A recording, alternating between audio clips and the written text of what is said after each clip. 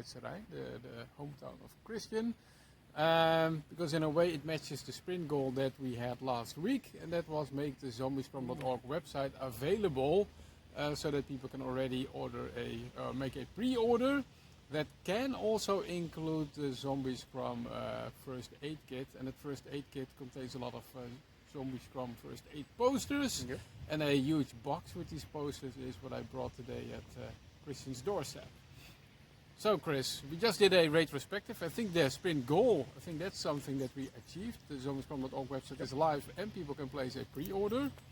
I think we also had a conversation about how we function as a team. Yeah, I fired Barry from the team. No. We're a good team. One thing that I did notice and that we talked about for a bit is that in terms of data, it's kind of hard right now to see what's going on. We do have metrics from Shopify, our web shop. We also have information from Patreon. But both of these sources are not perfect, and it's very hard to tell if we're going in the right direction or not. So it would be nice to improve those metrics a little bit so we can use them for guidance. And it's also an example of Scrum, I think, because we're kind of learning as we go what metrics are actually relevant. And we're discovering that Shopify and Patreon are the most important metrics we have. So we need to do something with that. And another thing we talked about was cross-functionality, which is a bit, well, I think we're a cross-functional team in many ways, but we're not a cross-functional team in other ways because sometimes I have specific tasks that I do and Barry has tasks that he does. And I think we had a pretty good solution that we came up with. Yeah. Are you going to share it? I still need Sorry, this is too impromptu. No, I think the idea we had was that every time we do something, we should do it in a way that both of us can at least update the material in it. So one of the patterns that we're noticing is that sometimes I create something, for example, like a website or a PDF or something, and then we put it in Trello, and then Barry gives feedback on it. The feedback is in Trello, and then I have to process it, upload a new version, and there's sort of a loop that takes a lot of time. And one idea that we had is it's easier if you can change it yourself. Yeah. So not Barry or some other people that may eventually join us, that it would be easy for people to do that themselves. I think just asking a question, we are going to define a sprint goal. How can we collaborate in such a way that we are really cross-functional? Yeah. Can I also talk a little bit about the building? Yeah, sure. You gotta see this. This is like a fortress, actually a Roman fortress that they rebuilt. Obviously, this is not the original Roman fortress, but this is built on that spot. Now, why did we make the video here?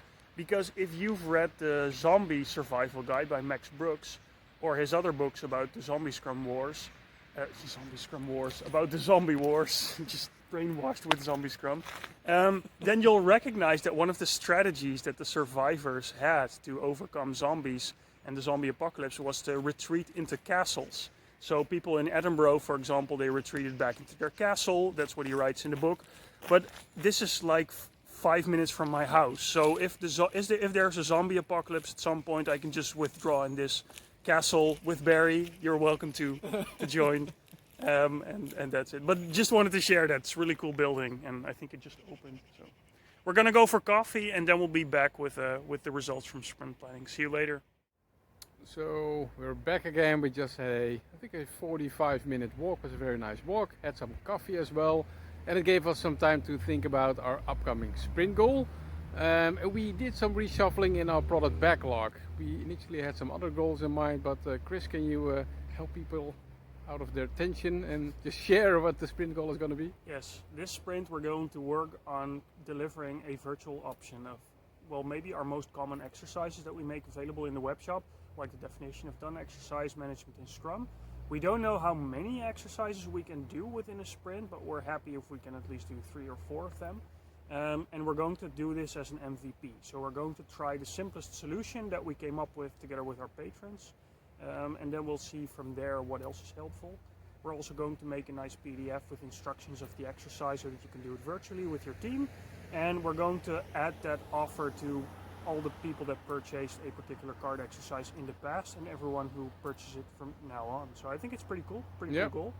We had 2 goals initially, so we had a large discussion about, can't we just do 2 goals for this one sprint? Because but no, we're going to focus on this one goal. We do have some work that we're going to do with the community. We're finding our principles, right, for the Patreon community.